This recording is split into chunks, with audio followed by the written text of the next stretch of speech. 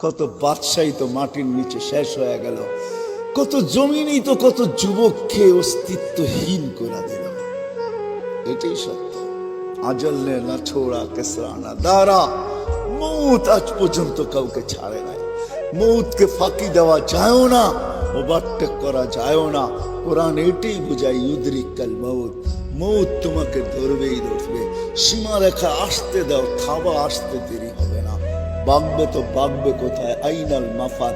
কোরআন বুঝাইতেছে তুমি কোথায় ভাগবে, তো আল্লাহ আবার বুঝাইতেছে যেখানেই ভাগবে ইল্লা বিসুলতান, আমার রাজত্বের বাহিরে তোমার যাওয়ার ক্ষমতা নাই।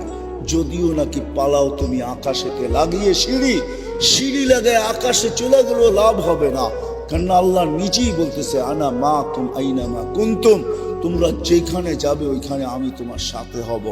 আমি যদি জিজ্ঞাসা করি আল্লাহ কতটুকু দূরত্ব থাকবে আপনার আর আমার, তো আল্লাহ কোরআনে জানায় দিতেছেন আকরাবু মিন হাবলিল ওয়ারিদ, তো রগের চেয়েও আমি কাছে থাইকা তোর সঙ্গে থাকবো।